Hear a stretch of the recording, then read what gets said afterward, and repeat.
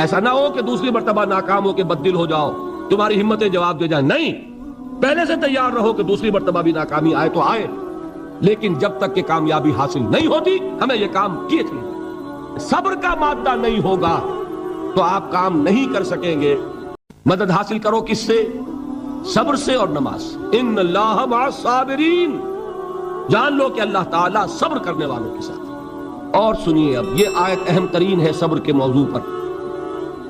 وَلَنَبْلُوَنَّكُمْ بِشَيْءٍ مِّنَ الْخَوْفِ وَالْجُوعِ وَنَقْصٍ مِّنَ الْأَمْوَالِ وَالْأَنفُسِ وَالثَّمَرَاتِ وَبَشِّرِ الصَّابِرِينَ.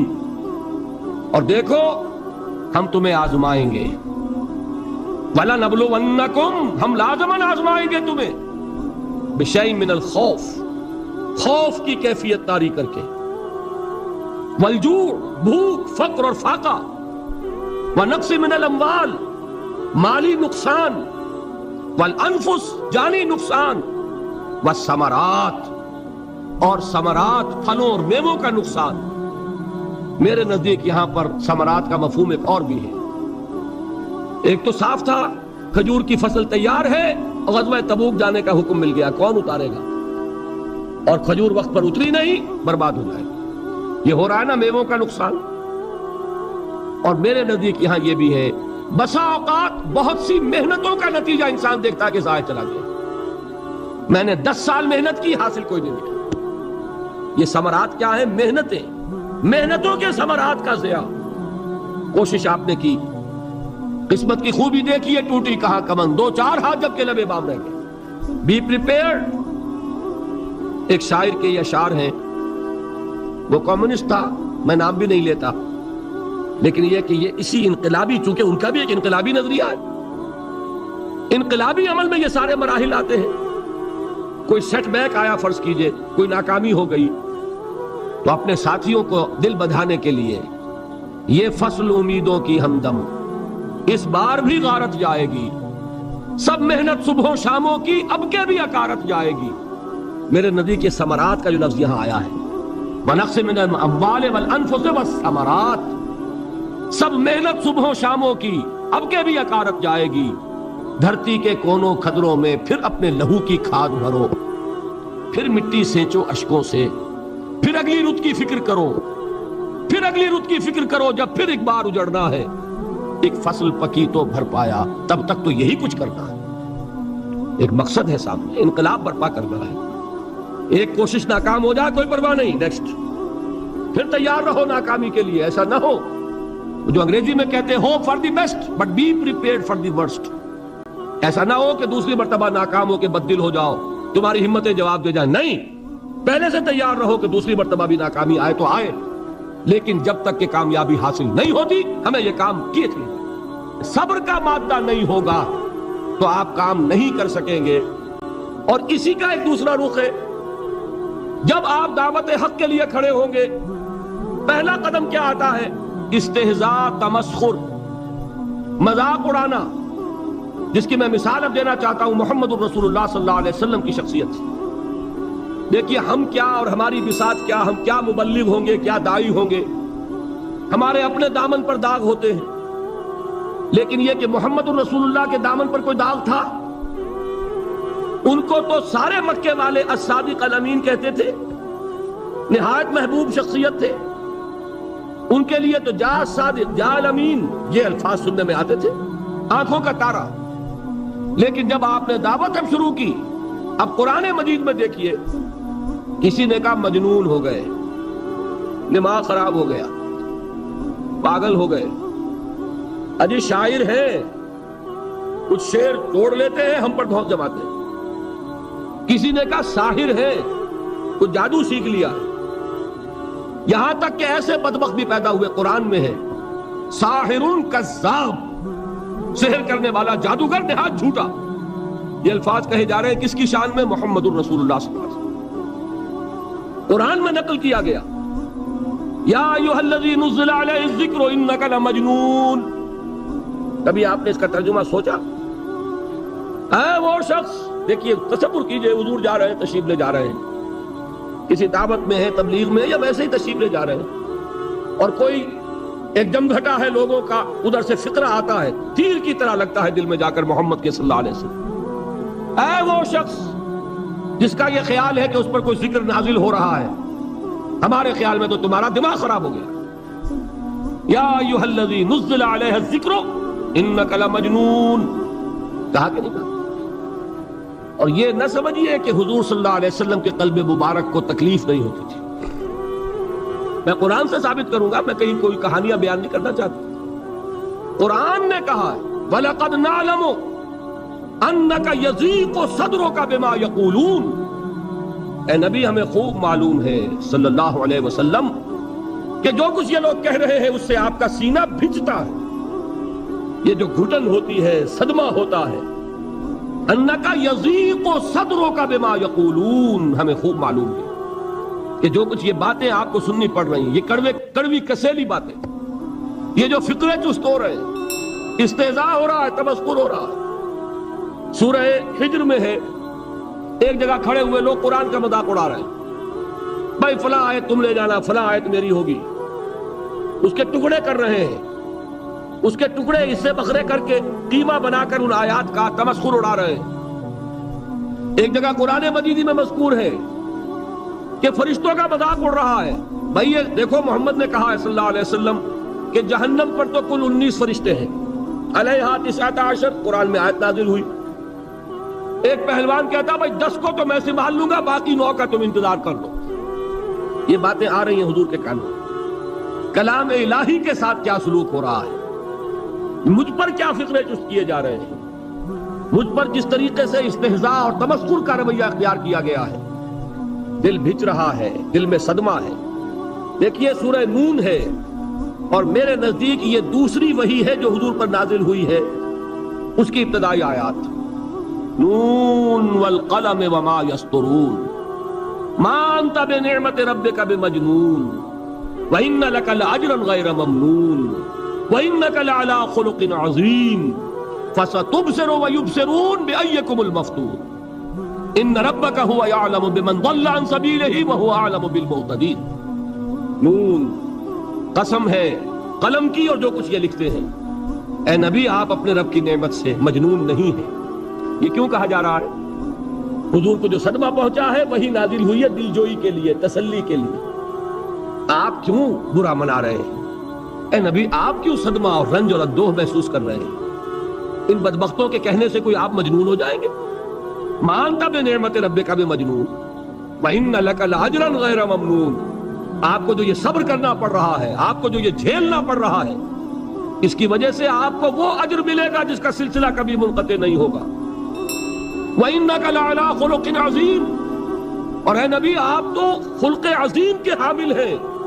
آپ کا اخلاق، آپ کا کردار، آپ کی سیرت، آپ کی شخصیت میں طہارت، نفاست، پاکیزگی، آج تک دنیا نے کوئی پاگل، کوئی مجنون ایسا بھی دیکھا؟ یہ ساری باتیں اللہ تعالیٰ حضور کی دلجوئی کے لیے فرما رہا ہے۔ اس سے آپ اندازہ کیجئے کہ کتنا صدمہ ہوتا ہوگا۔ یہی ہے، اس ساری چیز کو جمع کیجئے تو یہ چیز کیا ہے؟ وَاصْبِرْ عَلَىٰ مَا يَقُولُونَ وَاهْجُرْهُمْ هَجْرًا جَمِيلًا، صبر کرو اے نبی، صبر کرو اے محمد صلی اللہ علیہ وسلم، جھیلو اور برداشت کرو اس پر جو یہ کہہ رہے ہیں۔ اچھی طرح نوٹ کیجئے یہ بات، ذرا سیرت ہی کا سمجھ لیجئے، آج ایک بیان ہو جائے گا۔ یوں سمجھیے جب حضور نے یہ کہا کہ مجھ پر وحی نازل ہوئی، فرشتے سے ملاقات ہوئی، تو اب وہ چہمے گوئیاں شروع ہو گئی، معلوم ہوتا دماغ خراب ہو گیا۔ دیکھیے ہم نہیں کہتے تھے یہ جا کے غار حرا میں بیٹھتے ہیں، کئی کے دن رہتے ہیں، بھوکے رہتے ہیں، وہ خشکی چڑھ گئی نا آخر۔ یہ جس طرح کی باتیں دنیا میں آج ہوتی ہیں اسی طریقہ کی باتیں ہوتی تھیں۔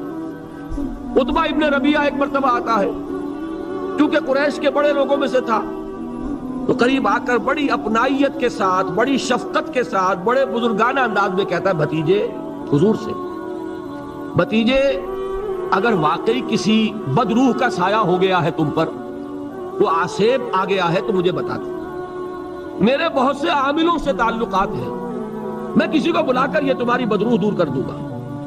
اب آپ سوچئے کیا بیتی ہوگی حضور کے دل پر۔ یہ وہ کیفیات ہیں، اور یہ نوٹ کر لیجئے 4 برس تک یہی شکل رہی ہے۔ مخالفت کسی نوع سے ہوئی ہے جس کو کہتے ہیں فزیکل پرسیکیوشن، جسمانی تشدد، وہ پہلے 4 سال نہیں ہوا۔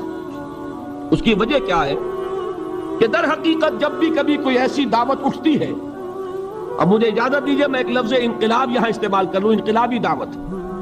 کل میں نے کہا تھا نا، ایک ہوتی ہے خالص مذہبی تبلیغ، ایک ہوتی ہے انقلابی تبلیغ۔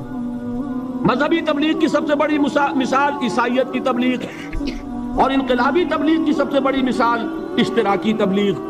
میں باہر سے مثالیں دے رہا ہوں، اندر سے نہیں دینا چاہتا۔ آگے یہ کہ یہ قدر گفتے ہیں، باقی فکر کن۔ آگے انسان اپنی عقل سے کام لے، سوچے، غور و فکر کرے۔ تو یہ انقلابی تبلیغ تھی محمد الرسول اللہ صلی اللہ علیہ وسلم۔ اور انقلابی تبلیغ کے اندر یہ بات جان لیجئے کہ پہلا رد عمل جو ہوتا ہے معاشرے کا، وہ یہ ہوتا ہے کہ کوئی ایسی بات گھبرانے کی نہیں ہے۔ ایک آدمی کا دماغ خراب ہو گیا ہے اور کچھ سر پھرے قسم کے چند نوجوان اس کے ساتھ ہیں، ایسی کیا بات ہے گھبرانے کی؟ مشت خاک ہے، بس ان کو چٹکیوں میں اڑاؤ۔ جو چٹکیوں میں اڑانا کہلاتا ہے نا، اسی کو قرآن مجید میں ایک اور جگہ کہا گیا ہے، یریدون لیطفئوا نور اللہ بافواہہم۔ یہ چاہتے ہیں کہ اللہ کے نور کو اپنے منہ سے بجھا دیں، پھونکے مار کے ہی بس۔ تو پہلا رد عمل جو ہوتا ہے ایک نظام کا، ایک کسی انقلابی دعوت کے خلاف، وہ رد عمل ہوتا ہے استہزاء، تمسخر، مذاق کرو ان کو، جس کو آپ انگریزی میں کہتے ہیں ڈی مورلائز کر دو۔ ان کی ہمتیں جو ہے وہ ٹوٹ جائیں، ان کو اس طریقے سے، اسی کا نام ہے آج کل کی اصطلاح میں کیریکٹر اسیسینیشن۔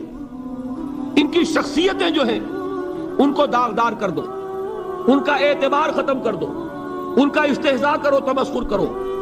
اور یہ میں آپ سے عرض کر رہا ہوں اس وقت ایک گنا فخر کے ساتھ اور اللہ تعالیٰ کا شکر ادا کرتے ہوئے کہ میں نے جو کام بھی کیا ہے اس وقت پاکستان میں، آپ نے اخبارات میں دیکھا ہوگا، بڑا دقیانوسی مولوی ہے، بیگمات کا رد عمل جو ہوا وہ آپ کے علم میں ہوگا۔ بڑے جو یہ جدید ہمارے روشن خیال قسم کے جو صحافی ہیں، اگر کہیں آپ نے پڑھا ہو جس طرح استہزاء ہوا ہے، جس طرح مذاق اڑایا گیا ہے، جو الفاظ استعمال کیے گئے ہیں، وہ میرے نزدیک بہت بڑی سند ہے جو اللہ کے ہاں جا کر پیش کروں گا کہ اللہ تیرے دین کے لیے۔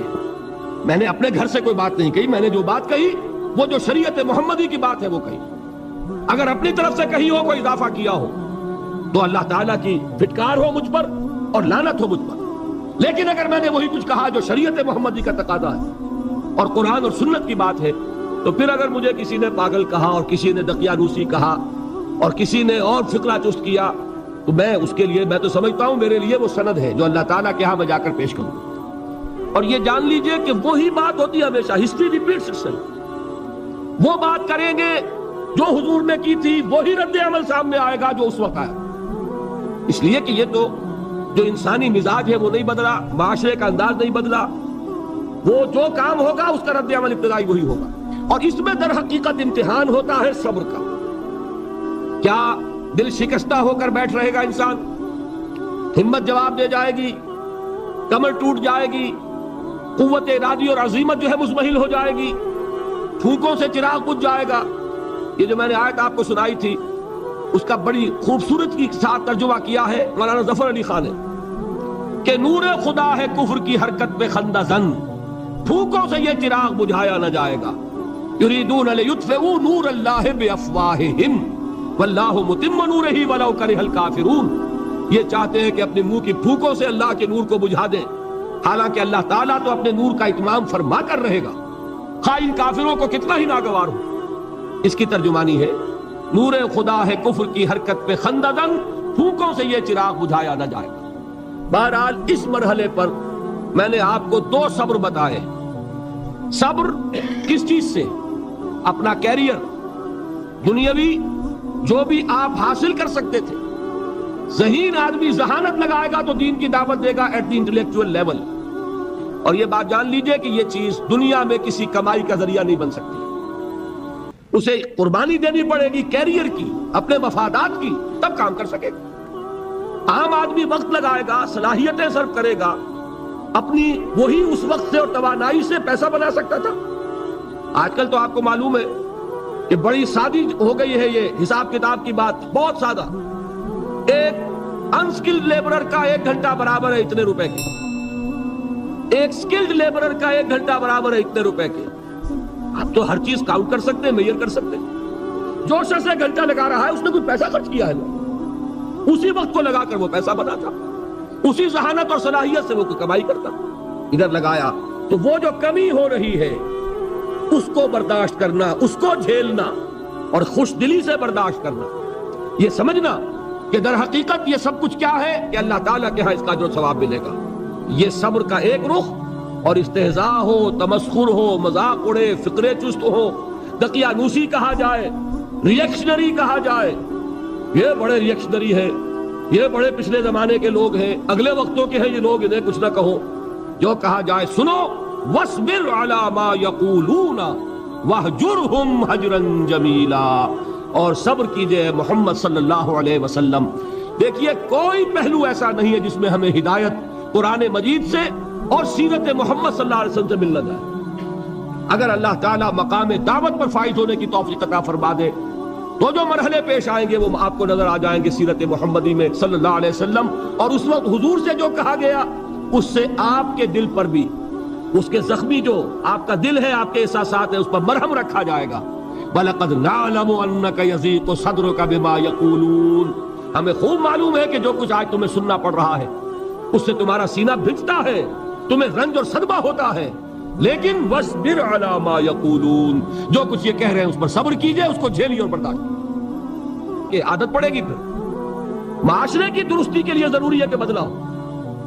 ایک تھپڑ اس نے لگایا ہے تو تھپڑ اس کے لگے تو اس کے بھی 14 طبق روشن ہو، تاکہ کسی اور کو تھپڑ مارنے کی ضرورت اس میں نہ ہو۔ یہ صحیح ہے کہ معاشرے کی درستی اسی میں، لیکن جو دعوت کا معاملہ ہے بالکل جدا ہے، اس کے قانون اور ہے۔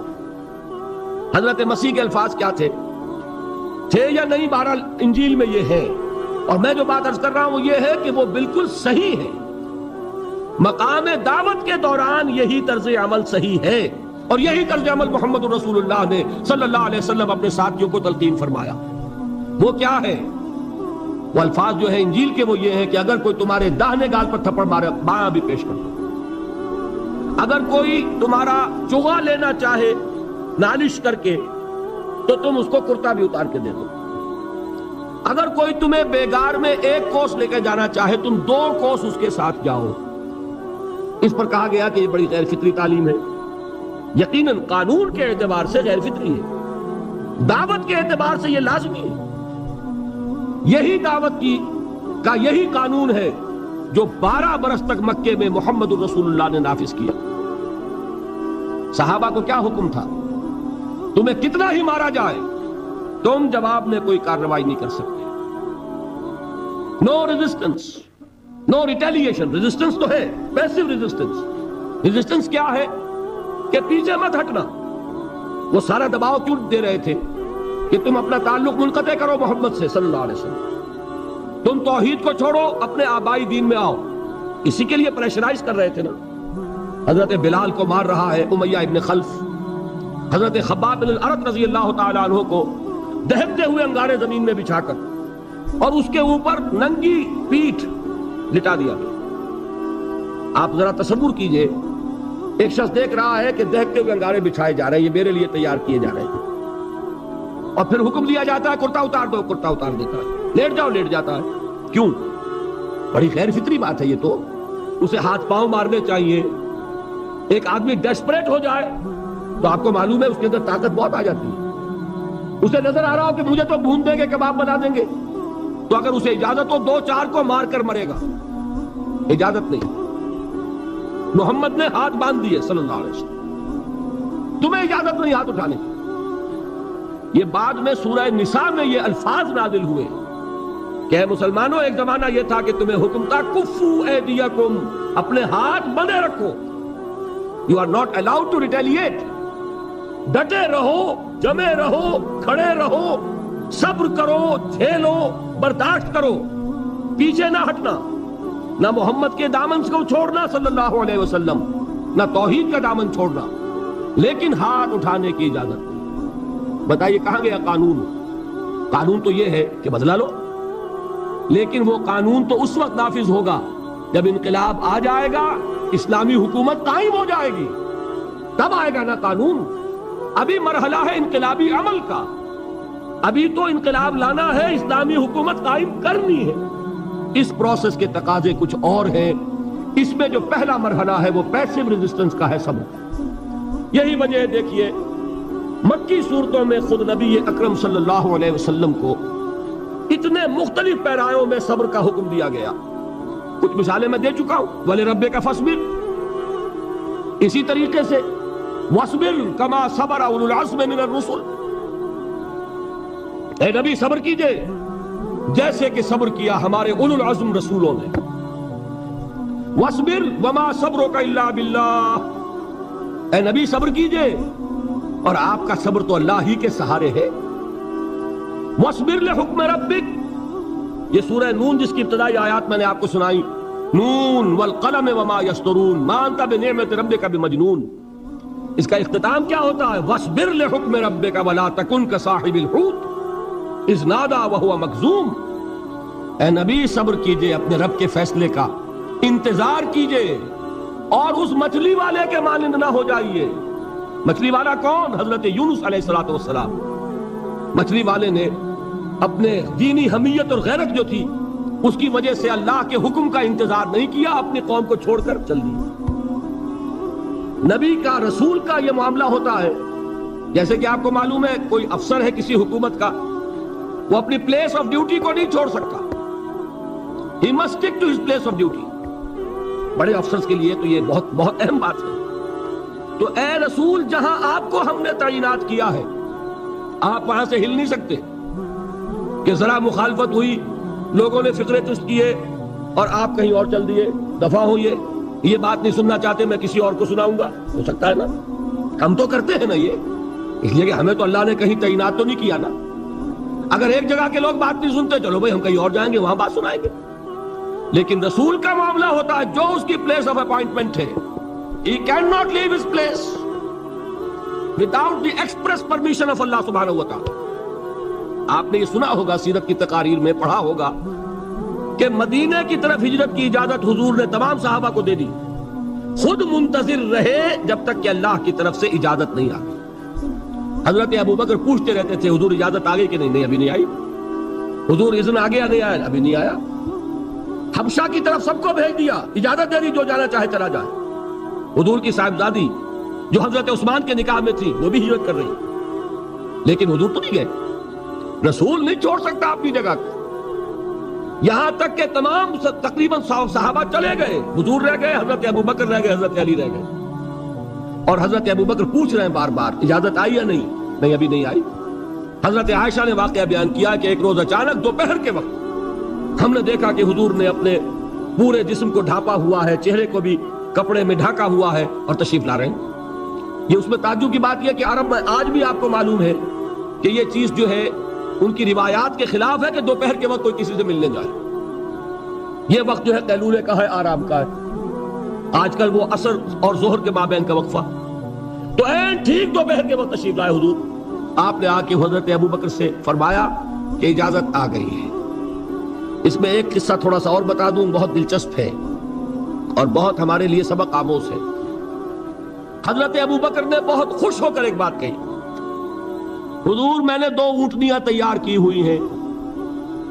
یعنی اب آپ وہ تو سوچتے تھے نا شاباش ملے گی کہ میں نے تیاری کی ہوئی ہے، میں نے 2 اونٹنیوں کو خوب کھلا پلا کے فربا کیا ہوا ہے، بڑی توانا ہے تاکہ ہم تیزی کے ساتھ سفر کر سکیں۔ حضور نے توقف کیا، فرمایا ہاں ٹھیک ہے، 1 اونٹنی میں استعمال کروں گا لیکن میں اس کی قیمت ادا کروں گا۔ حضرت ابو بکر کی آنکھوں میں آنسو آ گئے، روتے ہوئے کہا حضور مجھ سے یہ مغایرت، کیا یہ جان اور مال کسی اور کے لیے ہے؟ آپ مجھ سے بھی کہہ رہے ہیں میری اونٹنی جو ہے وہ بھی بلا معاوضہ آپ قبول نہیں فرما رہے۔ یہ ہے محمد الرسول اللہ کی غیرت اور حمیت کا۔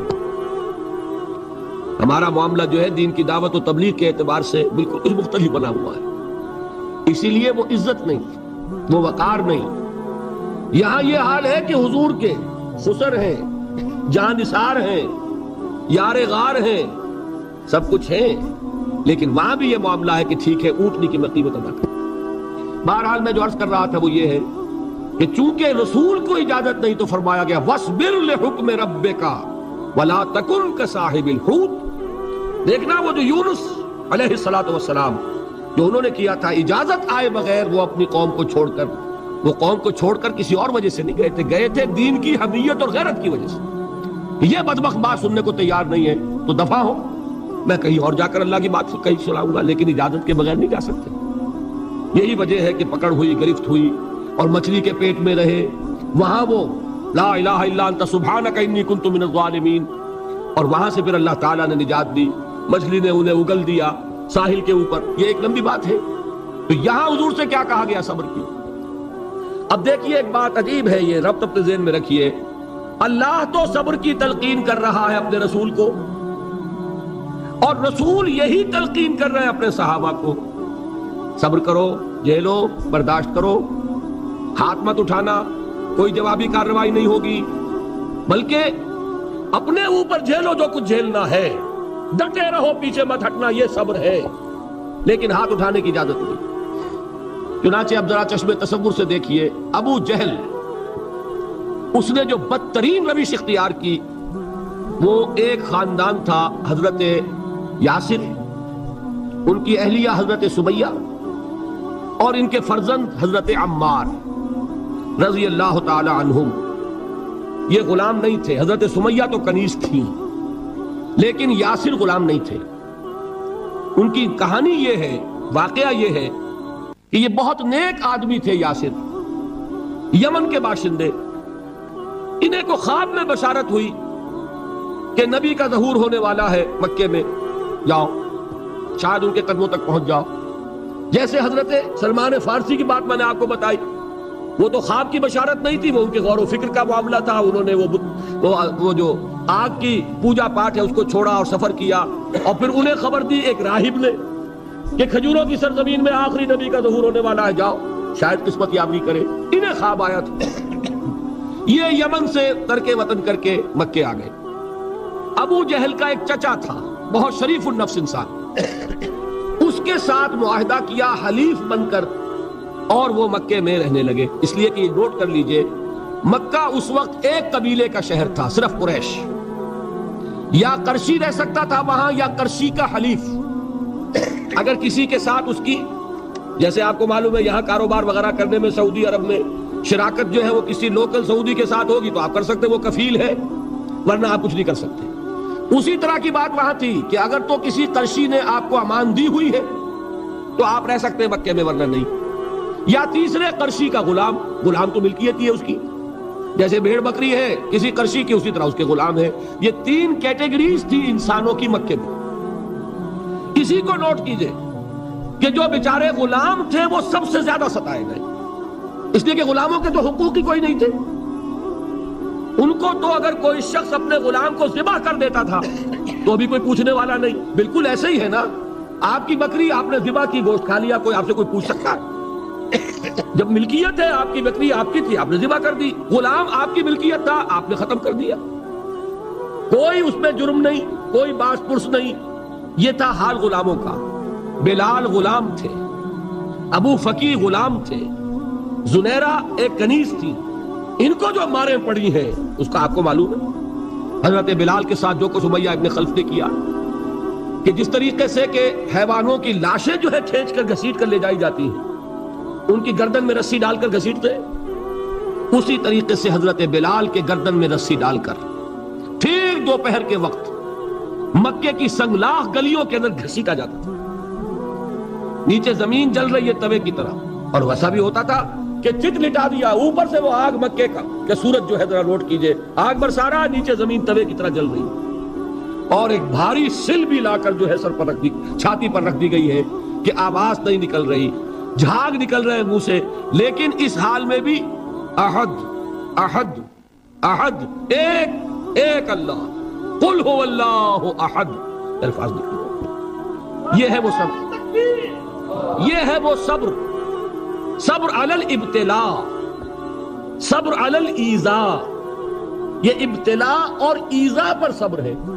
جھیلو، برداشت کرو، اس توحید پر قائم رہو، محمد کی رسالت کے اقرار کرتے رہو صلی اللہ علیہ وسلم، لیکن ہاتھ نہیں اٹھانا. اب میں آپ کو بتا رہا تھا یہ تو غلام تھے، یہ جو تھے یاسر یہ حلیف تھے، غلام تو نہیں تھے نا. البتہ وہ ابو جہل کے چچا کی کنیز تھی یہ سمیہ، انہوں نے اجازت لے کر ان سے نکاح کر لیا. یہ تو کنیز رہیں گی. بیٹا جو ہوا وہ بھی ایک طرح سے جب کنیز زیادہ ہے تو غلام ہو گیا عمار ابن یاسر. وہ جو شخص تھا بہت شریف النفس ابو جہل کا چچا وہ مر گیا. اب ابو جہل جو ہے اس خاندان کا سربراہ ہے، لہذا یہ تینوں جو افراد ہیں وہ اس کے رحم و کرم پر ہیں. یاسر کو بھی پروٹیکشن اگر ہے تو ابو جہل کی ہے، ابو جہل جو چاہے کرے. اور سمیہ تو کنیز ہے ہی، اس کا تو کوئی حق ہے ہی نہیں، جو چاہے کرے. اور عمار ان دونوں کا بیٹا ہے، لہذا بدترین معاملہ کیا ابو جہل نے ان تین افراد کے ساتھ. حضرت سمیہ کے ساتھ جو کچھ کیا گیا ہے آپ اس کا تصور نہیں کر سکتے. بالآخر جو شہید کیا ہے حضرت سمیہ کو ایذائیں دے دے کے، سسکا سسکا کے، ان کے جسم کے نازک حصوں کو جلا کے، داغ دے کر. کہتا کیا تھا؟ ایک دفعہ کہہ دو کہ میرا جو یہ بت ہے یہ بھی الہ ہے، مان لو میں چھوڑ دوں گا. تنگ آ گیا، کسی طریقے سے ایک دفعہ کہہ دو پھر میں چھوڑ دوں گا. لیکن یہ میاں بیوی حضرت یاسر اور حضرت سمیہ رضی اللہ تعالی عنہما، یہ ہے ثبات، یہ ہے صبر، یہ ہے استقلال. ایک مرتبہ بھی کہنے کے لیے تیار نہیں، جو چاہو کر لو، اب ہم تو اس سے پیچھے نہیں ہٹے. تنگ آ کر اس نے حضرت سمیہ کی تو شرمگاہ میں برچھا مارا اور شہید کیا. حضرت یاسر کے بارے میں ایک روایت یہ ہے، ستا ستا کے، تنگ کر کر کے، آخر کار جو ختم کیا انہیں شہید کیا کس طرح؟ 4 سانڈ اونٹ جوان، ان سے رسے باندھے، ایک رسے سے ایک بازو باندھا، دوسرے سے دوسرا بازو باندھا، تیسرے سے ایک ٹانگ باندھی، چوتھے سے دوسری ٹانگ باندھی، اور چاروں کو دوڑایا ہے کہ جسم کے برخے ہو گئے. اس حال میں کیا ہو رہا تھا وہ میں بتا رہا ہوں کہ اللہ تو تاکید کر رہا ہے اپنے نبی کو، اصبر وَلِرَبِّكَ فَاصْبِرْ وَاصْبِرْ عَلَى مَا يَقُولُونَ وَاصْبِرْ وَمَا صَبْرُكَ إِلَّا بِاللَّهِ وَاصْبِرْ لِحُكْمِ رَبِّكَ وَلَا تَكُنْ كَصَاحِبِ الْحُوتِ. اس وقت سامنے سے حضور گزرتے تھے جبکہ آل یاسر کے ساتھ یہ معاملہ ہو رہا ہے. کیا فرماتے تھے؟ اصبروا یا آل یاسر فَإِنَّ مَوْعِدَكُمُ الْجَنَّةُ، اے یاسر کے گھر والوں صبر کرو، جھیلو، اس لیے کہ تمہارے وعدے کی جگہ جنت ہے. اللہ تعالیٰ ادھر آنکھ بند ہوگی ادھر جنت میں تمہارا داخلہ ہو جائے گا. یہ ہے تواصوا بالصبر والعصر ان الانسان لفی خسر. یہ تواصوا بالصبر پر کون عمل کر رہا ہے؟ محمد الرسول اللہ صلی اللہ علیہ وسلم. اس میں بھی ایک بات ہے وہ بھی سمجھ لیجئے، دین میں جہاں عظیمت ہے رخصت کا پہلو بھی ہے. یہ جو نوجوان تھے، یہ بوڑھے والدین کا تو وہ مقام ہے، یہ رتبہ بلند ملا جس کو مل گیا. ہر مدعی کے واسطے دار و رسم کہاں؟ حضرت سمیہ اور حضرت یاسر. نوٹ کیجئے، میں ایک اعتبار سے کہا کرتا ہوں سید الشہداء یہ بنے کہ نہیں بنے، ان کو جو فوقیت حاصل ہوئی، الفضل للمتقدمین، سب سے پہلی جان دینے والی یہ خاتون اور سب سے پہلی جان دینے والا اللہ کے لیے، توحید کے لیے، محمد کی رسالت کے لیے صلی اللہ علیہ وسلم. دے تو بھی محمد کی صداقت کی گواہی. یہ صداقت کی گواہی دیتے ہوئے انہوں نے اپنی جانیں دے دی. لیکن جو نوجوان عمار ہے اس نے رخصت کی راہ اختیار کی، جھیلا نہیں گیا، برداشت نہیں ہو سکا. ایک مرتبہ کلمہ کفر زبان سے نکال دیا، ابو جہل نے چھوڑ دیا، لیکن اب پشیمانی طاری ہوئی ہے، میں کیا کر بیٹھا. اس کے بعد انہوں نے اپنے آپ کو ایک ستون سے باندھ لیا کہ حضور ہی آ کر مجھے اگر یہاں سے کھولیں گے تو میں کھلوں گا، ورنہ میں یہیں اپنے آپ کو ہلاک کر دوں گا، مجھ سے کیا ہو گیا. حضور خود تشریف لائے، دست مبارک سے کھولا، کہا کہ یہ بھی دین میں اجازت ہے.